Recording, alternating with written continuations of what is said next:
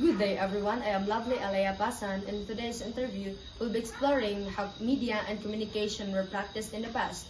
Modern technology help us or allows us to share news and information instantly, but back then, things were very different. To understand this better, we'll be interviewing an old woman from Kidapawan City, who will share with us her experiences and memories of how people used to communicate and spread information during her time. Join us as we listen to her stories. Magandang gabi sa inyong lahat o magandang araw. Narito po tayo ngayon para interviewin si Nanay. Ano po ang iyong pangalan? Gregoria Katigbak Alvarez. Ilang taon ka na po? 70. Maaari mo bang sabihin sa amin kung ano ang mga ganap sa henerasyon ninyo? Kung paano ibinabahagi ng mga tao ang balita at kwento sa komunidad? Kung panahon namin ng henerasyon nung una, malaking kaibahan. Kay noong panahon nung kami, madaling madisiplina ang mga bata. Hindi katulad ngayon na nadadala na sa mga gamit tulad ng cellphone na isang halimbawa at naiyak ang bata, bibigyan agad ng libangan, cellphone ang ibibigay. Thank you po. Sino ang karaniwang pinagmumula ng impormasyon sa komunidad? For example, mga matatanda, pinuno, manggagamot o manalaysay. Kung sa inyong kung tanong na yan na impormasyon, natural, ang mga may kapangyarihan. Katulad ng mga leader, sila ang ating mga pinagmumulan. Yan ang pinagmumulan. Thank you.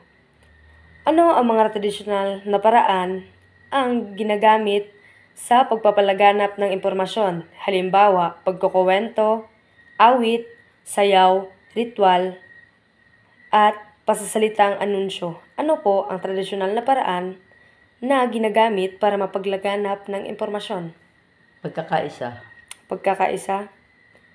Thank you po. Mayroon bang tiyak na simbolo o tunog o senyales na kinikilala ng komunidad bilang mga mensahe?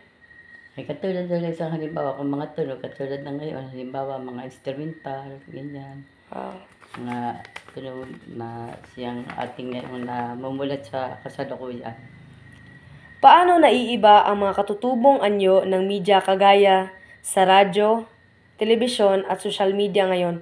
For example, yung dati po, yung ginagamit po ng mga katutubong anyo ng media is for example po nung pagsusulat at pagsasalita po. Ano po ba paano naiiba yung social media, radyo, telebisyon sa pagsusulat noon? Malaki ang kaibahan. Kaya noong panahon ng una, wala pa man yung mga tulad yung mga radyo-radyo, mga noong panahon una, karamihan mga typewriter o mga typewriter, mga sulat yan. Mga pagsasalita po. Pakikipagkaisa. Yun ang karamihan. Ang ng pagkakaunawaan, kung ano ang mga bagay-bagay na dapat pagkatuunan ng pansin. Mayroon pa bang mga gawi sa komunidad ngayon na ginagamit ang tradisyonal na paraan ng komunikasyon? Marami. Kagaya po ng pagsusulat, right? Pagsusulat at pagsasalita. Sa iyong palagay, bakit mahalagang pananatilihing buhay ang mga katutubong media kagaya ng pagsusulat, pagsasalita, at mga mapagkukunan ng impormasyon? Yan man ay isang malaking kayamanan. Ang karunungan, tulad yung pagsusulat na kung isang halimbawa, kung hindi ka marunong sumulat, isa na yan, isang malaking bagay na pinakamaganda sa ating buhay. Oh, thank you. ang matuto. Ano ang payo na maibibigay mo sa nakababatang henerasyon tungkol sa paggalang at pagpaninatili ng tradisyong ito? Ang maipapayo ko, isang malaking respeto sa nakakatanda at sa komunidad. At sa At yung sa traditional po. tradisyonal sa mga sa lipunan, ganyan pakikipagkaisa. Thank you po. At doon na po nagtatapos ang ating interview kay Nanay. Thank you po, Nanay. Earlier, we interviewed an elder in the community about traditional ways of communication. With her answers were brief, we would like to share with you what we have found through our own research to give more depth to the topic. In the past, news and stories were shared to ways that were simple yet meaningful instead of mass media. People relied on personal connection.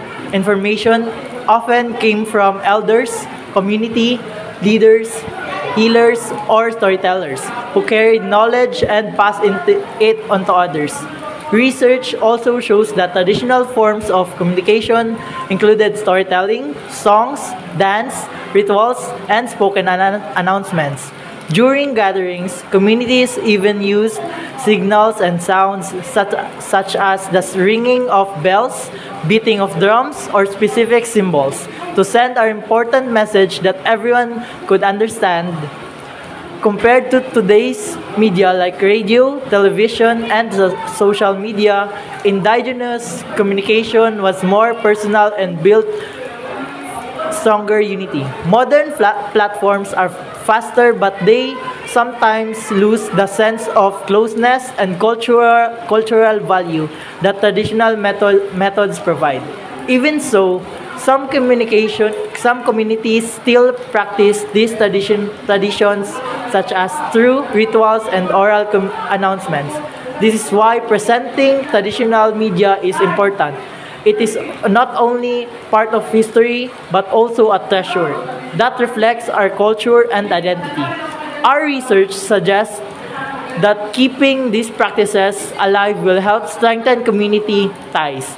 To the younger generation, the lessons is clear. Respect, preserve, and carry on these traditions because they remind us of who we are as a people. And thank you.